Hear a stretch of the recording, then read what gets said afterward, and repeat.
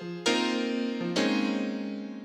Montgomery County Black Collective and the State of Black Montgomery present the Black Agenda 2021, Event 4, Charting Our Course Forward.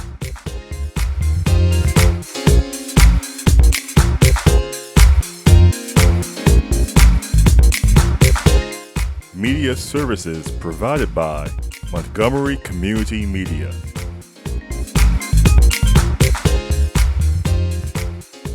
Good evening and welcome. I am Lori Ann Sales, council member for the Gaithersburg City Council in Gaithersburg, a partner in the Montgomery County Black Collective, and a member of the Association of Black Democrats, creators of the annual State of Black Montgomery. On behalf of the collective, I'd like to say how delighted we are that you're joining us this evening for our fourth event in a series that was launched to create the Black Agenda 2021. In the interest of time, we are going to jump right in. For those who did not attend our past events, you may wonder what the Montgomery County Black Collective is. The collective represents Black CEOs, nonprofit executives, directors, and community leaders who have come together to address inequities in established policies, as well as grant funding and contract awards made to Black-led nonprofits and businesses that are working to affect changes within the county's Black community.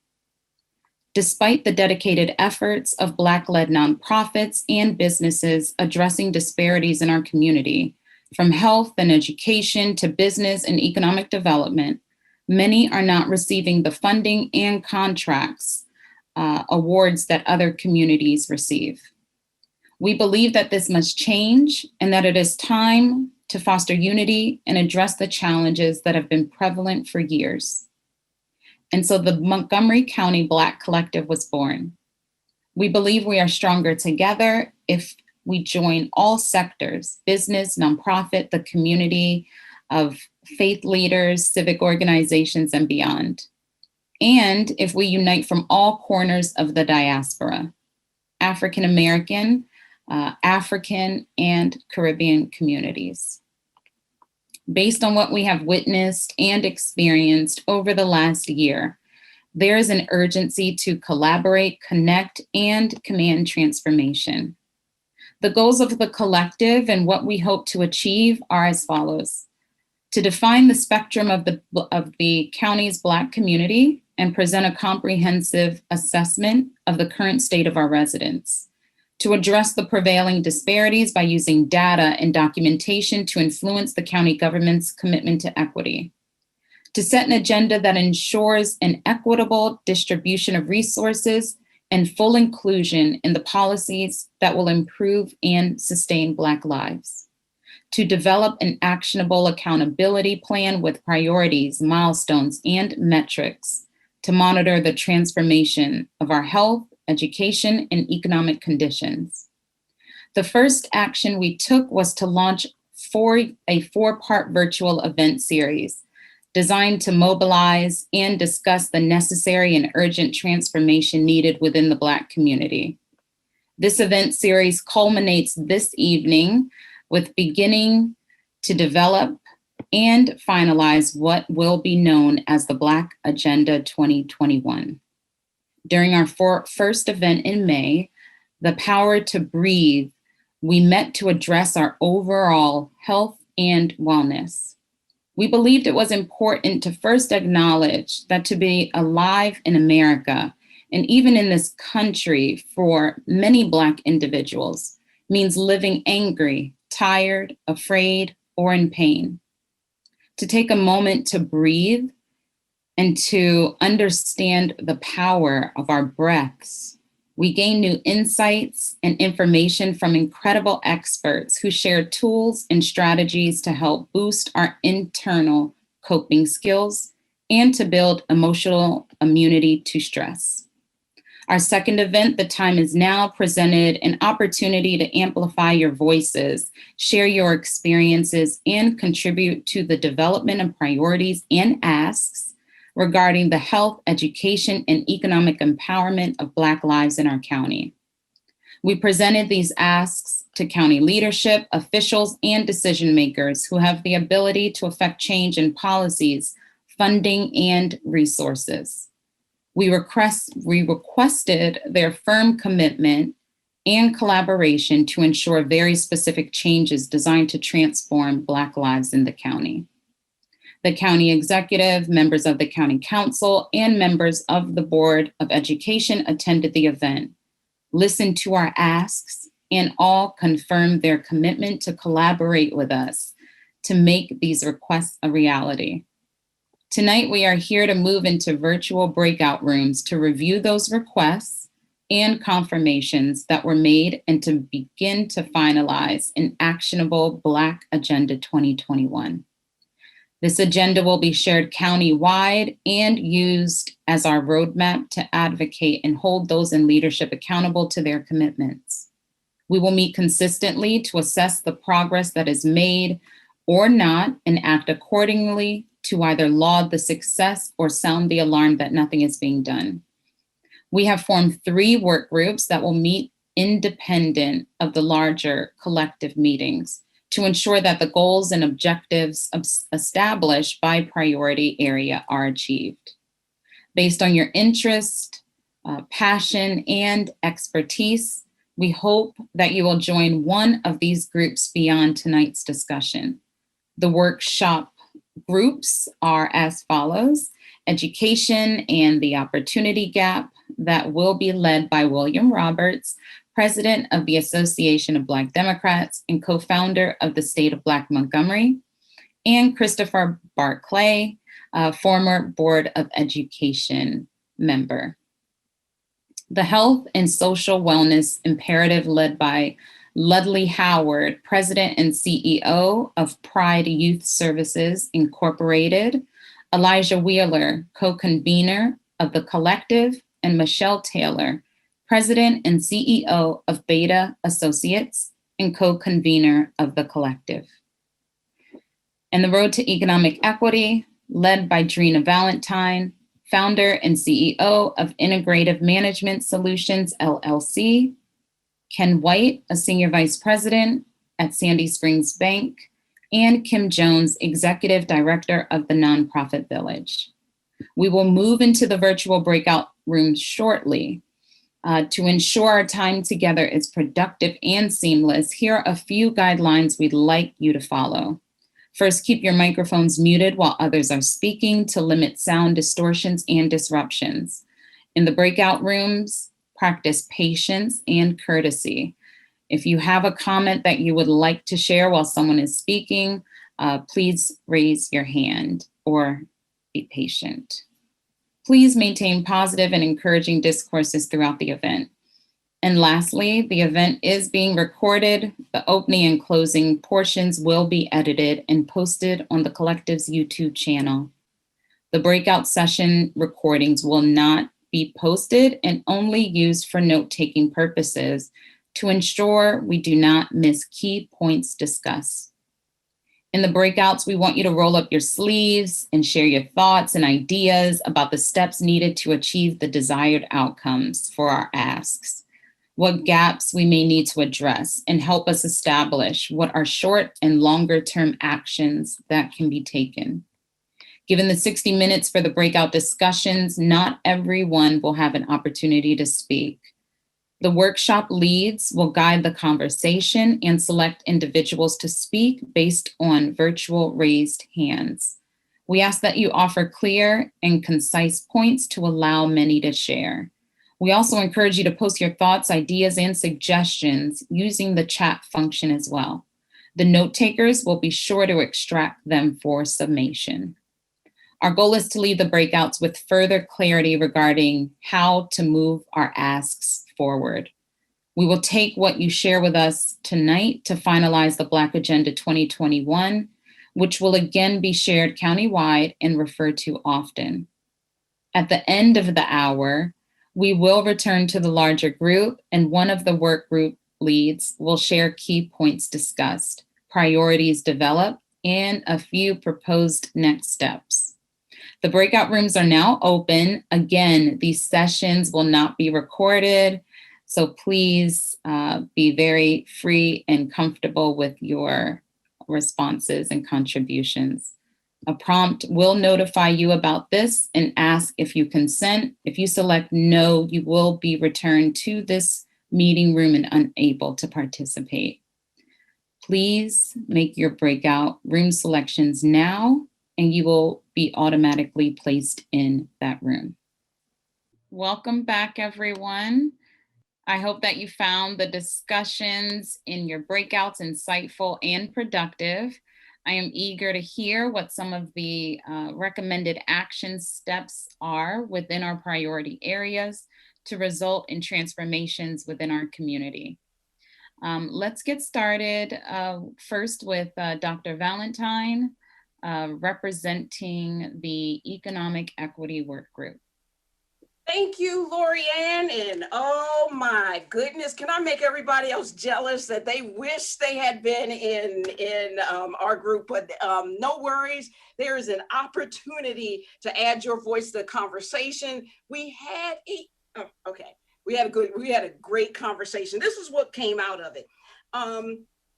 First of all, in terms of identifying organizations that's in the space that we should be reaching out to, we have a number of Black organizations, Black groups, associations, and even agencies that are working in that space. And so we'll definitely be reaching out to them. We had a number of those individuals in the discussion, which was great. And in terms of milestones, I'm gonna get to that because that milestone actually, which was a good suggestion, was to lead with this milestone and then follow up with the other gaps and things that we should address. And the milestone was this: to identify, just make sure, identify what businesses are in the county who has received funding, received contracts. Who are they? How much they are? Make that information available, number one. And then number two, the same for Black-led nonprofit organizations.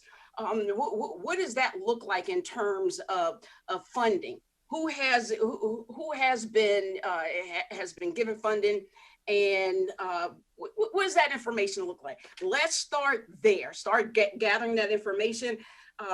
We've been given there was a statement that says we should be able to get that information in 90 days. And Kim Jones, who's leading Nonprofit Village, said that Nonprofit Village is already in that space, trying to for a nonprofit organization. And right now there is a nonprofit organization, according to their research and reporting, is getting a poor level of about 10% funding. That's just absolutely ridiculous. And in terms of economic development, let me just put this out there before I miss it, because Dr. Chapman, Cheryl, Michelle, and Len in our group this came up as a huge issue for us, which was development, housing assistance, but more importantly, housing development, which also kind of goes toward a lot of the initiatives that we have out there that we're looking at, which is there are some fundamental questions that we need to answer. Dr. Chapman pointed out there's way too many too much construction going on in this county without knowing who's doing it, how many, who's doing it, and what Black businesses are involved in that project. How is it being funding? How is the money getting to the Black businesses in that space? So it's addressing the who, what, when, where, and how when it comes to economic development when we are looking at housing. So in terms of other initiatives that we were considering, Black businesses, Black businesses are already being tracked by the efforts of the MCEDC, who has agreed to work with us, along with the Montgomery County Black Business Council, and in their diversity and inclusion plan. However, we need more assistance. And so again, there were organizations that will assist us in making sure that the ask around the space of disseminating information out to our community are addressed. Moving on, and please, and members of my group, or I'm sorry, if Ken and Kim can pipe in, I'm going to wrap this up in a bit, and I would ask if you would assist us in this space. In terms of access to capital, we have a number of banks that is in this space: Sandy Spring Bank, M&T Bank, Harbor Bank, PNC Bank. However, the most important issue out that was not only are we interested in making sure that information about access to capital and how to work through that process is available to the community, but more importantly is making sure that we hold the funders and the loaners accountable for making sure that they're not just pushing out information saying that, oh, we're going to support the community, that they're actually doing it. And so that is one of the gaps that was addressed, to make sure that we are in this space. And in terms of the making sure that there's a website to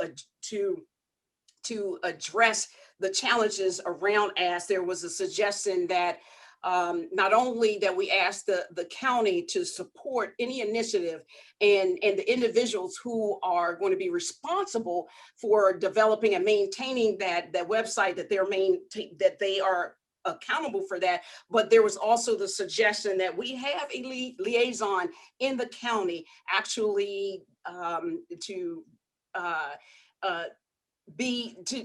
monitor that. So we're going to ask that. And the collective is going to make sure that if that initiative does get moved forward, that that communication stays together. Finally, going back to the ask that's going out from the economic development panel, we wanted to make sure that the conversation is not only for Black-owned businesses, but as well as making sure that we stay focused on Black-led organizations and organizations that service the Black community. Kim and Ken, is there anything that I missed that might be added to the conversation? They're shaking their heads no, Lorianne. So I'm excited. I'm probably too excited at 8 o'clock at night. However, I want to wrap it up to say that we have some strong commitments to support our efforts in making sure our asks are addressed. Thank you very much. Thank you, Dr. Valentine. Now we're going to hear from Ludley, representing health and social wellness, and we will close out with Will sharing the education priorities. Thank you. Thank you. We also had a very lively discussion within our session where we basically reaffirmed our ask, which consists of pushing to make the 2020 data available from the county to compare improvements and to identify what has gotten worse and what changes, if any, need to be made. Looking deeper into the SMILE program by funding a retooling strategy to better tailor the interventions that will decrease the disproportionate impact of infant mortality on Black women across the spectrum, support HHS contracting with or incentivizing home health agencies to assist in reaching a hard-to-reach community with finding a suitable vaccine locations, and once again, making access to vaccines more available within our Black community. And our final ask of the county being committed to exploring partnerships with the Black physicians to provide data on information on the effectiveness of the Black Physicians Partnership in terms of, once again, providing services within our Black communities. So that was one of the major things we did, was just kind of look at our acts to reaffirm that that's what we will be focusing on. But we also spent some time looking at the various gaps. And some of those gaps including identifying and developing resources for our Black veterans. There's a misconception out there that just because people are veterans, that there are resources readily available to them within their communities, and that's clearly not the case. Once again, making mental health resources a priority in terms of, once again, working within our Black communities around all the ways COVID-19 as well as structural racism has particularly impacted our Black communities.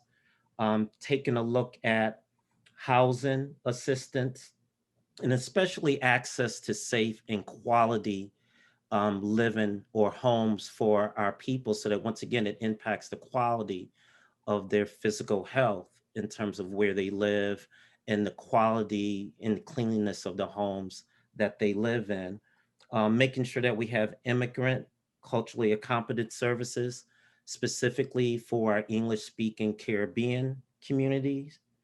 Um, we also talked about the importance of having the ability to strengthen nonprofit organizations that currently exist within the county that are doing good work, however, could use support in terms of helping with infrastructure and the other things that would make them sustainable so that they can really have a greater impact in terms of working within our Black communities.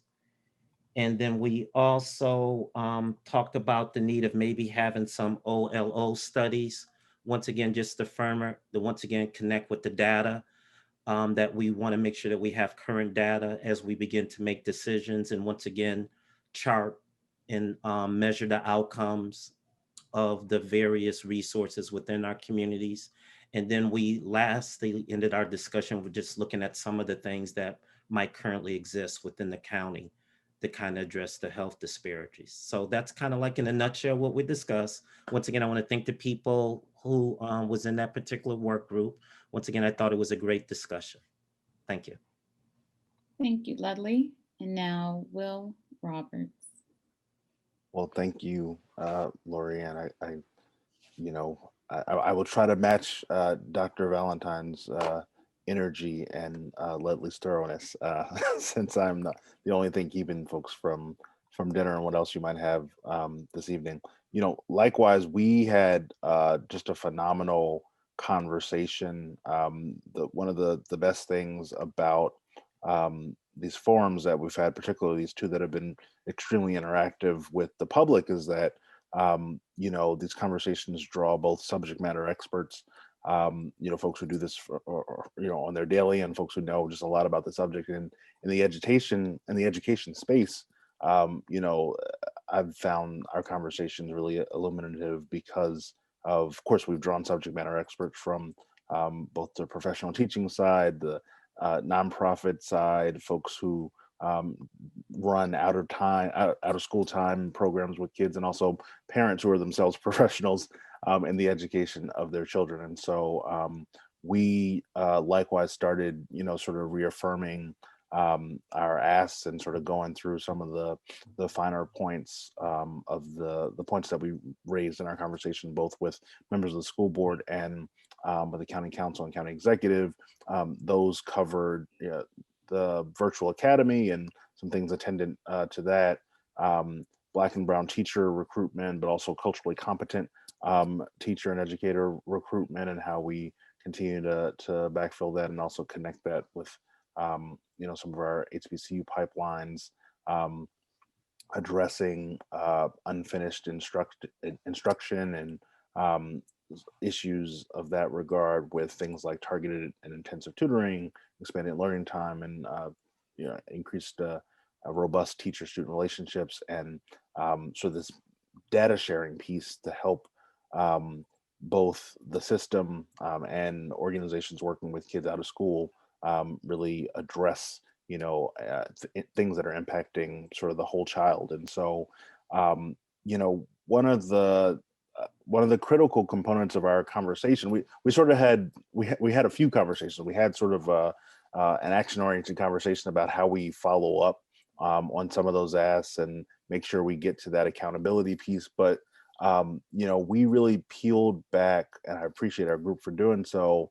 Peeled back some of the layers around this unfinished instruction piece, or the the achievement and opportunity gap that lots of folks talk about, noting, of course, as we did in our discussion, that we're sort of on our third or fourth opportunity gap in MCPS. And a lot of our group members talked, both who have been PTA leaders and other leaders in the education system and in the parent advocacy world, talked about how years ago MCPS came and said, "Oh, we've got this gap, and here's what we're doing to address it." And then 10 years later said, "Yeah, we've got this gap. Here's what we're doing to address it." And so we talked about the need, both through the work of the collective in the education space, to have sort of a dual track, frankly, that is both about addressing the system and the things that we're expecting to get out of MCPS and the accountability there, but also about how we organize, work through organizations that exist, but also work through the work of the collective to organize our village, right? How we organize parents and communities, to be able, one, to know what tools they have at their disposal when they are dealing with MCPS. We talked for instance about the instance that far too many Black parents and students find themselves in, where they are discouraged from participating in certain programs or taking certain classes, and just the way that the system disincentivizes our children from meeting their full potential. The way that the system, to use the words of someone in our group, sort of tamps down the interest and desire to learn that our kids have innately, and about how policy alone can't fix that. It is really going to be critical to us, as Chris said, in the chat. And Chris, I'm going to turn to you in a second, because I definitely want you to add some flavor to this. But how we organize ourselves, as Chris said, in the group, into high impact, into our highest impact, and how we leverage that strategy. And so we talked a lot about that, and about how we can be combating that gap and that unfinished instruction in new ways. We, in the data sharing model, we heard some very interesting commentary from, I don't want to get your name wrong, from Joy Chester, about who's the Greater Washington Community Foundation, but of organizations that are right now sort of working with MCPS, with accounting, on this sort of MOU track around the data sharing. And as folks might recall, that was sort of a meaty piece that we were able to get into in the conversation with the board and the council, because this issue in particular needs both of those entities to sort of meet in the middle on some policy. So we talked through what some of that is looking like, as there are some of these MOU discussions and progress about how some other systems were able to make this work, and some things that we could borrow here, but also what are some of the other strategies that can be used. And so it's just a really fulsome conversation that we've got a lot to build on. But Chris, I'd love to welcome you to share additional thoughts, because I'm sure I left something out. Sure, thank you, Will. And I think that the only thing that I'll add is, and I think I'm hearing it throughout, is our need to organize ourselves, right? And that was a big piece of the last kind of half of our discussion, was a lot about how do we empower parents to know what to demand of the school system to support their children, right? And the need, Joyce said in the chat, each one teach one, right? And kind of the need for us to do that, to strengthen, build the relationships that we have with those friends, family members, whoever it may be, trusted, allies, but to build kind of the capacity of our community to advocate for ourselves, right? And to do what to demand and require what we need, right? You think about what we were talking about in education, it was a lot about how do we help parents learn how to get from MCPS what their child needs.